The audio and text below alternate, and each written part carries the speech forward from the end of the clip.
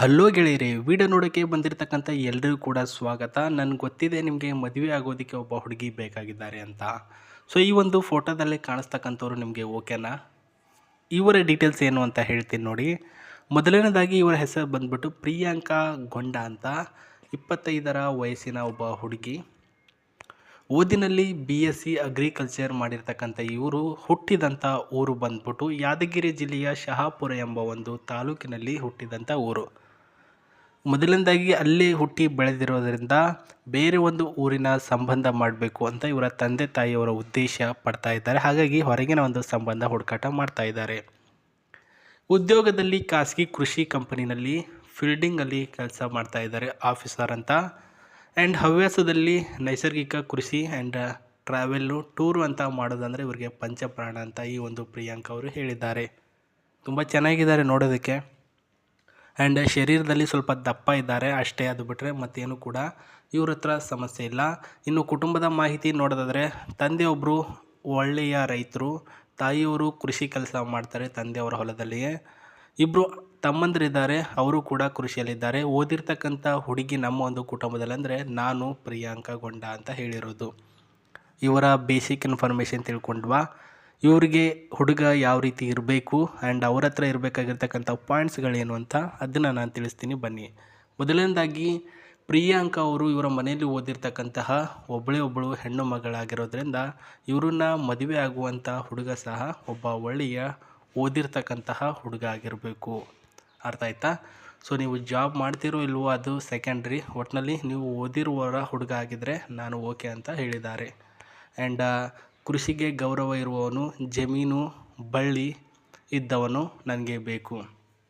ನಿಮಗೆ ಇವಾಗ ಹೊಲದಲ್ಲಿ ಏನೆಲ್ಲ ಹಾಕ್ತೀವಿ ಅದ್ರ ಬಗ್ಗೆ ಸ್ವಲ್ಪ ಗಮನ ಆ್ಯಂಡ್ ಕೃಷಿಯ ಬಗ್ಗೆ ಸ್ವಲ್ಪ ಜ್ಞಾನ ಇರಬೇಕು ಅಂತ ಹೇಳಿದ್ದಾರೆ. ಹಾರ್ಡ್ ವರ್ಕ್ ಆ್ಯಂಡ್ ಮೌಲ್ಯ ಗೊತ್ತಿರುವ ಹುಡುಗ ಆಗಿರಬೇಕು.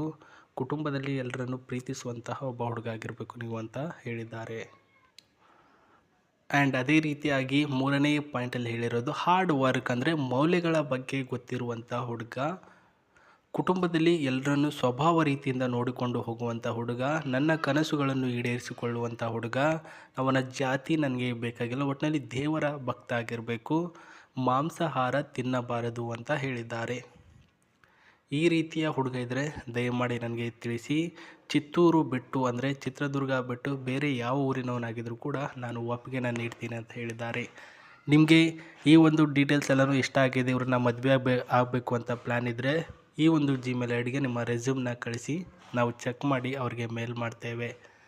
ಸೊ ಈ ಒಂದು ಹುಡುಗಿಗೆ ಮದುವೆ ಆದರೆ ನಿಮಗೆ ಆಫರ್ಸ್ಗಳು ಇವರು ಕೊಟ್ಟಿರೋದು ಏನಂದರೆ, ನನ್ನನ್ನು ಮದುವೆ ಆದರೆ ಮೊದಲನೇದಾಗಿ ನಾನು ಹುಡುಗನಿಗೆ ಕೊಡೋದು ಒಂದು ಕಾರು ಗಿಫ್ಟಾಗಿ ಅವ್ರಿಗೆ ಕೊಡ್ತೇನೆ. ಮೊದಲನೇದಾಗಿ ಯಾಕಂದರೆ ಈ ವಿಚಾರ ಯಾಕೆ ಹೇಳಿದ್ದಾರೆ ಅಂದರೆ, ಓದಿರತಕ್ಕಂಥ ಹುಡುಗಿ, ಒಳ್ಳೆಯ ವಿಚಾರ ಕೊಂಡಿರ್ತಕ್ಕಂಥ ಹುಡುಗಿಗೆ ನೀವು ಮದುವೆ ಆದರೆ ಇದು ಬಂದುಬಿಟ್ಟು 6 ಲಕ್ಷ ರೂಪಾಯಿಯ ಕಾರು ನಿಮಗೆ ಸೆಕೆಂಡ್ ಹ್ಯಾಂಡ್ ಕಾರು ವರದಕ್ಷಿಣೆ ರೂಪದಲ್ಲಿ ಕೊಡ್ತಾರೆ.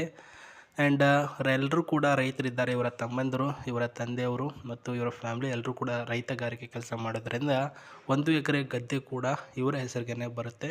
ಅದನ್ನು ಕೂಡ ನನ್ನ ಗಂಡನ ಹೆಸರಿಗೆ ಮಾಡ್ತೀನಿ ಅಂತ ಹೇಳಿರೋದು.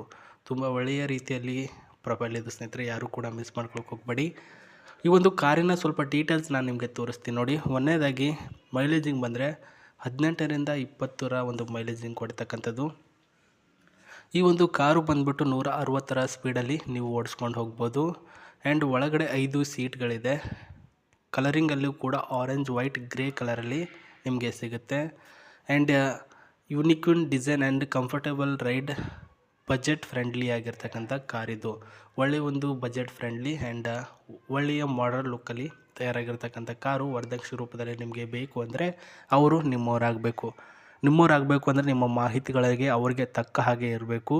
ನೀವು ಆ ರೀತಿ ರೆಸ್ಯೂಮ್ನ ತಯಾರಿ ಮಾಡಬೇಕು. ಸೊ ಇದು ಸ್ನೇಹಿತರೆ ಇವತ್ತಿನ ಮಾಹಿತಿ. ಆ್ಯಂಡ್ ಈ ಒಂದು ಕಾರಿನ ಒಳಗಡೆ ಇರ್ತಕ್ಕಂತಹ ಸಿಸ್ಟಮ್ ಕೂಡ ಒಂದು ಸಲ ತೋರಿಸ್ಬಿಡ್ತೀನಿ, ಅವರು ತೋರಿಸಿ ಅಂತ ಹೇಳಿದ್ದಾರೆ. ಹಾಗಾಗಿ ನೋಡ್ತಿದ್ರಲ್ಲ, ಟಾಪ್ ಮಾಡಲಲ್ಲಿ ಇಲ್ಲಿ ಬ್ಲ್ಯಾಕ್ ಕಲರಲ್ಲಿದೆ. ಆ್ಯಂಡ್ ಇದರ ಒಳಗಡೆ ಪ್ರಸ್ತುತ ಇದಿಲ್ಲ, ಏನಂತಂದರೆ ಮಾಡರ್ನ್ ಲುಕ್ಕಲ್ಲಿ ಕಂಡಿರ್ತಕ್ಕಂತಹ ಬೋಲ್ಡ್ ಆಗಿರ್ತಕ್ಕಂಥ ಕ್ವಾಲಿಟಿ ಇಲ್ಲ. ಆ್ಯಂಡ್ ಇಲ್ಲಿ ಏನಿರ್ತಿದ್ದೀರ ಸೀಟ್ ಸಿಸ್ಟಮು ಅದನ್ನು ಕೂಡ ಅಷ್ಟೇ ಚೆನ್ನಾಗಿದೆ ಅಂತ ಹೇಳಿದ್ದಾರೆ. ಸೊ ಇದು ಈ ಒಂದು ಪ್ರೊಫೈಲ್ ಆಗಿದೆ. ನೀವು ಯಾವ ರೀತಿಯಲ್ಲಿ ಅವ್ರನ್ನ ಇಷ್ಟಪಡ್ತೀರೋ ಅದೇ ರೀತಿಯಲ್ಲಿ ಅವರು ನಿಮ್ಮಿಂದನೂ ಕೂಡ ಅದೇ ರೀತಿ ಎಕ್ಸ್ಪೆಕ್ಟೇಷನ್ ಮಾಡ್ತಾರೆ. ನನ್ನನ್ನು ಕಾಳಜಿ, ನನ್ನನ್ನು ನೋಡ್ಕೊಳ್ಳುವಂತಹ ಒಂದು ಸಿಸ್ಟಮು ಅದೆಲ್ಲನೂ ಕೂಡ ಅವ್ರಿಗೆ ಇಷ್ಟ ಆಗಬೇಕು. ಸೊ ಆ ರೀತಿಯಲ್ಲಿ ನೀವು ಅವರಿಗೆ ಮೊದಲನೇ ಭೇಟಿಯಾದಾಗ ಪ್ರಯಾರಿಟಿ ಅದಕ್ಕೆ ಕೊಡಿ ಅಂತ ಹೇಳ್ತಾ, ಮತ್ತೆ ನಾನು ನಿಮಗೆ ಹೊಸ ವೀಡಿಯೋದೊಂದಿಗೆ ಸಿಗ್ತೀನಿ. ಅಲ್ಲಿವರೆಗೂ ಏನಾದರೂ ಪ್ರಶ್ನೆಗಳಿದ್ದರೆ ಕಮೆಂಟ್ ಬಾಕ್ಸಲ್ಲಿ ತಿಳಿಸಿ, ನಾನು ಅದಕ್ಕೆ ರಿಪ್ಲೈನ ಮಾಡ್ತೇನೆ. ಸೊ ಧನ್ಯವಾದಗಳು. ಇದೇ ರೀತಿ ಹೊಸ ಪ್ರೊಫೈಲೊಂದಿಗೆ ಮತ್ತೆ ಬರ್ತೀನಿ. ನಮಸ್ತೆ, ಟೇಕ್ ಕೇರ್, ಬಾಯ್.